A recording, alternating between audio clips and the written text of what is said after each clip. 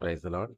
ஆ இன்னைக்கு ஹோலி பைட்ஸ்னா என்னன்னு தெரியும் இல்லையா? திருச்சபையில இருக்கக்கூடிய சில துணுக்குகள், சில முக்கியமான விஷயங்கள், சில மறக்கப்பட்ட விஷயங்கள், இல்ல சில அதிசயமான விஷயங்கள்.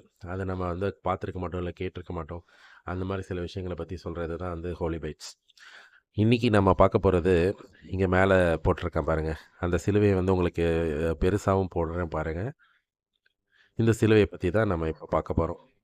இந்த சிலுவைக்கு பேர் வந்து மன்னிப்பின் சிலுவைன்னு சொல்லக்கூடியது.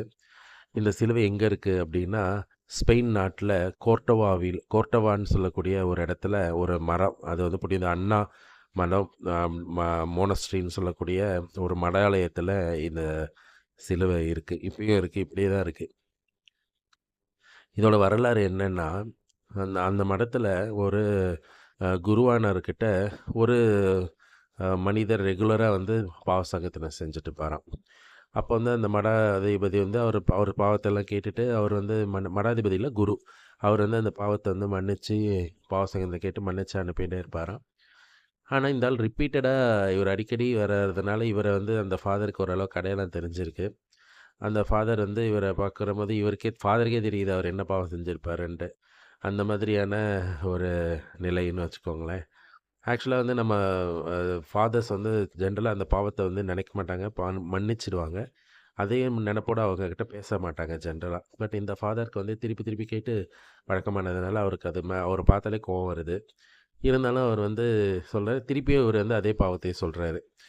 இந்த பாவம் செஞ்சா நான் மன்னிச்சுடுங்க" அப்படின்னா, அப்ப அவர் சொல்றார், "நீ வந்து திருப்பி திருப்பி ஒரே பாவத்தையே சொல்லிட்டு இருக்க. நீ செஞ்ச இந்த பாவத்த வந்து கடவுள் கூட மன்னிக்க மாட்டாரு.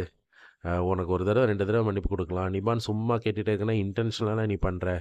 இதான் உனக்கு கடைசி. நெக்ஸ்ட் டைம் நீ வந்தீன்னா, நான் உன்ன மன்னிக்க மாட்டேன்" அப்படின்னு அவர் சொல்லிடுறாரு.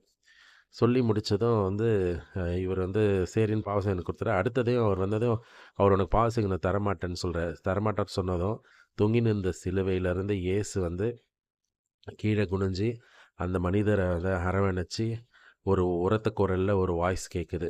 அந்த மனிதனோட மேல வந்து ஒரு ரத்தம் சிந்தப்பட்டிருக்குது. சிந்தப்பட்டிருக்கும்போது வந்து அந்த குரல் வந்து சொல்லுது, "அ உனக்காக நான் தானே சிலுவையில மரிச்சேன். இவர மன்னிக்காம இருக்கிறதுக்கு உனக்கு என்ன அதிகாரம் இருக்குன்ற" மாரி வந்து ஒரு சவுண்ட் கேட்குது. அத கேட்டதும் வந்து அந்த ஃபாதருக்கு ஆச்சரியப்படுறாரு. அதுக்கப்புறம் அந்த சுருவம் அப்படியே இருக்குது ஆக்சுவலா. இது அந்த அளவுக்கு வந்து ஆண்டவர் வந்து நம்மள மன்னிக்கிறாருன்றதுக்கு எவிடன்ஸ் ஆக்சுவலா. இதுதான் இரக்கத்தின் காலம். 2ஆம் வருகைக்கு முன்னாடி இருக்க காலம் இரக்கத்தின் காலம். நம்ம செய்த பாவங்கள மன்னித்து நம்மள கரெக்ட் பண்ணிக்கிறதுக்கான கரெக்ட்டான டைம். நாமளும் இதே மாரி உண்மையான மன்னிப்பு கேட்போம். Praise the Lord. ஆண்டவர் மன்னிக்கிறவர்.